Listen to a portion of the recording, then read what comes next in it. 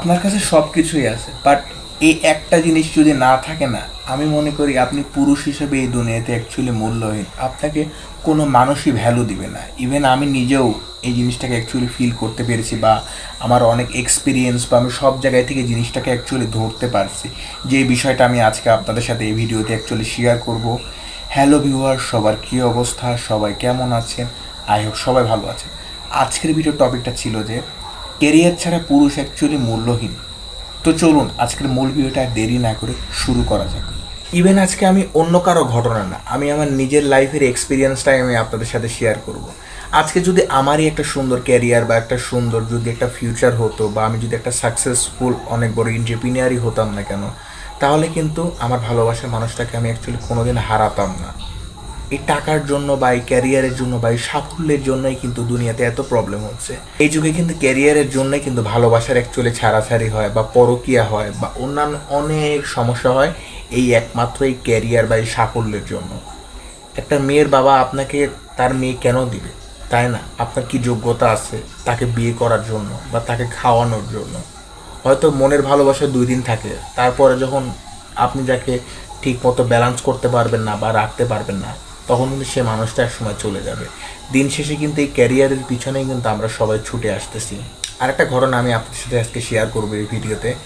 আমার একটা বড় ভাই ছিল, বিউপিতে পড়তো আর কি, 5 বছরের সিনিয়র। তার একটা রিলেশন ছিল, প্রায় 7 বছরের রিলেশন। তো সেই রিলেশনটাও এক সময় গিয়ে না শেষ হয়ে যায়।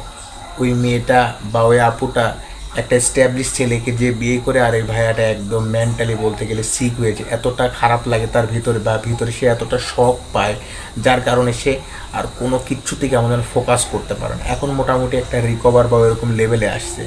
আমি মনে করি একটা পুরুষের সবথেকে বড় শক্তি হচ্ছে সাকসেস বা ক্যারিয়ার, আর একটা মেয়ের সবথেকে বড় শক্তি হচ্ছে তার গ্লোরিয়াস, তার সৌন্দর্য। পুরুষও সাকসেস ছাড়া মূল্যহীন, একটা নারীও সৌন্দর্য ছাড়া এই পৃথিবীতে মূল্যহীন। তাই দিন শেষে কোয়ালিটির পিছনে দৌড়ান বা সাকসেসের পিছনে দৌড়ান, এত যার সাথে এত গল্প করতেছেন, সময় কাটাচ্ছেন, দিন শেষে দেখবেন ক্যারিয়ার ছাড়া আপনাকে লাথি মেরে ফেলে দিয়ে চলে গেছে। বলতে এ ভাষায় বাধ্য হচ্ছি, কারণ এটাই আমাদের সমাজ বা জামাতে হচ্ছে।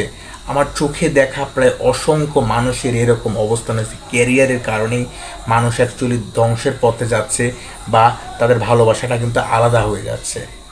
তাই আমি নিজেও এই জিনিসটাকে এখন ফিল করি বা বুঝতে পারি যে আসলে ক্যারিয়ার ছাড়া লাইফে আসলে কিচ্ছু নেই। তাই নিজেকে এমনভাবে এস্টাবলিশ বা ক্যারিয়ারটাকে প্রতিষ্ঠিত করার চেষ্টা করেন যেন সেই মানুষটা একসময় আফসোস করে যে আমি তাকে একসময় হারাইছি।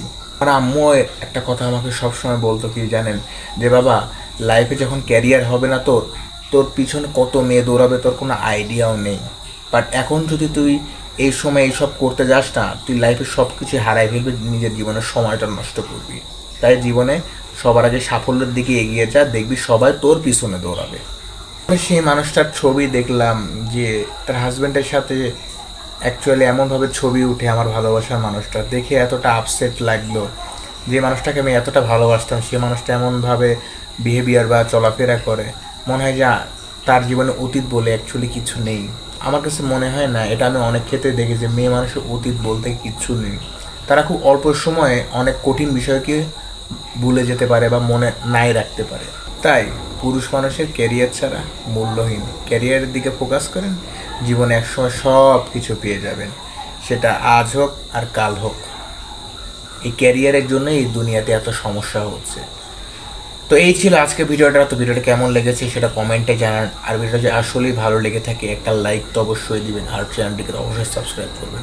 তো আজকে এখানেই শেষ করছি। আল্লাহ হাফেজ।